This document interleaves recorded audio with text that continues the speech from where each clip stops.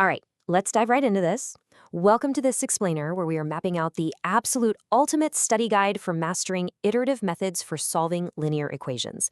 Look, if you've been working with simultaneous equations, you already know things can get messy, and they get messy fast. So today, we're going to break down exactly how you can efficiently solve these systems using the Gauss-Seidel method, and we'll do it without you losing your mind to crazy round-off errors.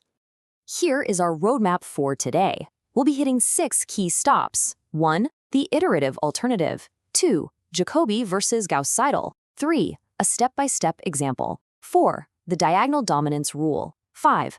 Powering up with relaxation. And finally 6. Translating to MATLAB. So, let's kick things off with section 1, the iterative alternative. Now, you might be wondering, why not just use Gaussian elimination? For most of us, direct methods like trusty old Gaussian elimination are the very first tool we pull out of our mathematical toolbox. Which naturally begs the fundamental question, why do we even need another method? I mean, if Gaussian elimination works, why fix what isn't broken, right? Well, the answer really comes down to scale. When you start dealing with massive systems of equations, direct elimination is incredibly prone to large round-off errors. And those errors, they multiply exponentially as you calculate. It's like a snowball rolling down a hill. Iterative methods are the necessary solution here because they give us the power to take back control. Think about it. If we already know a little bit about the physics of our problem, we can make judicious initial guesses to essentially jumpstart the whole process. Plus, we actually get to decide our own stopping tolerance. That puts us completely in charge of the error margins. Moving right along to section 2, Jacobi versus Gauss-Seidel. Before we compare our two main contenders, let's quickly define the arena we're playing in. An iterative method is essentially just a cycle of constant mathematical improvement. You start with a simple guess, and then you use systematic, repeated calculations to refine that estimate, getting closer and closer to the true solution with every single pass. Now, think of the difference between our two specific methods, like a factory assembly line. The Jacobi method, it waits for a whole batch to finish before moving on. It retains all the old values during an iteration to compute a completely new set. It's safe, but a bit slow. But the Gauss-Seidel method, which is our hero for today, is highly efficient.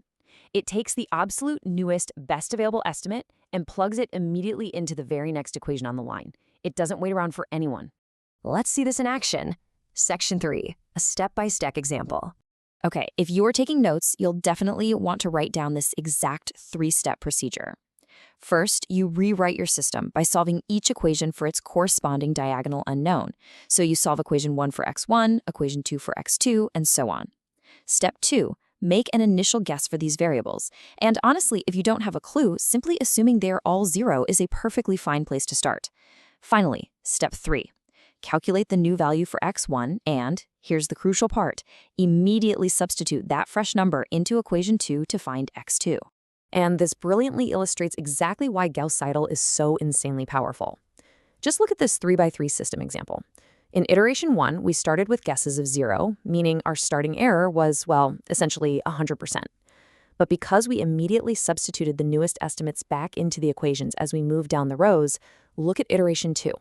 The maximum error plummets to just 12.5% in a single cycle. We are rapidly homing in on the true answers of 3, -2.5, and 7. That is a game changer. But it's not all sunshine and rainbows. Section 4, the diagonal dominance rule. You see, our algorithm hero faces one major trap, divergence. That's where your iterations just drift away into wildly massive numbers, instead of zeroing in on the truth. To prevent this, you absolutely must understand the golden rule of convergence, which is diagonal dominance.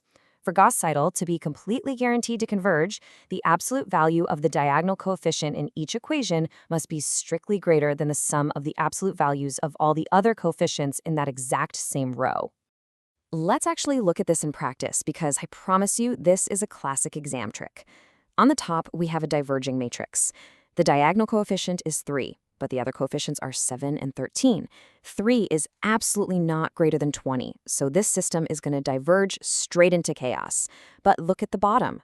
It's actually the exact same system of equations, we just rearranged the order. By making the equation starting with 12x1 our first row, suddenly 12 is greater than 3 plus 5.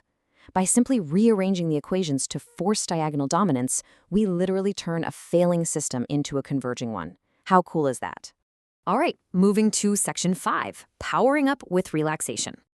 So, what if you want to speed things up, or maybe force a stubborn system to behave? We use an awesome upgrade called relaxation. It gives us ultimate control over the speed and stability of our convergence. After calculating a new value, we modify it. We do this by taking a weighted average of our brand new result and the old result from the previous iteration, using a weighting factor that we call lambda. Think of lambda as your algorithm's power-up multiplier. Depending on the value of lambda you choose, you're going to get very different effects. If you set lambda somewhere between 0 and 1, that's called under relaxation. You want to use this tactic when your system is oscillating wildly. It dampens those crazy swings and can actually force a non-convergent system to finally converge. On the flip side, if you set lambda between 1 and 2, that's over-relaxation. You deploy this when your system is already pointing in the right direction, but it's just moving way too slowly. It places extra weight on the newest value to dramatically accelerate a sluggish system right toward the finish line. And finally, Section 6, translating to MATLAB. We've got the math, we've got the theory, now let's see its final form. Because to really leverage a computer's power, we can't just type out algebraic lines one by one. We have to recast our Gauss-Seidel equations into a clean, matrix-compatible format. This concise matrix form, where vector x equals vector d minus matrix c times vector x, allows MATLAB to process the iterations incredibly fast. But to actually run this successfully as an M file, without throwing your computer into an endless infinite loop, you need to provide it with 4 key inputs. First, your coefficient matrix, A. Second, your right-hand side vector, B. Third, your stopping criterion tolerance, which is just that tiny error percentage you're willing to accept.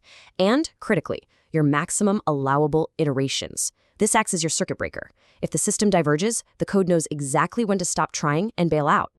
So you now possess the ultimate study guide to master the Gauss-Seidel method, understand the magic of diagonal dominance, and even code it all up. You absolutely know how to solve linear systems iteratively. But I want to leave you with this somewhat provocative thought. What happens when these equations stop plotting as straight lines? Seriously, what happens when the equations become nonlinear?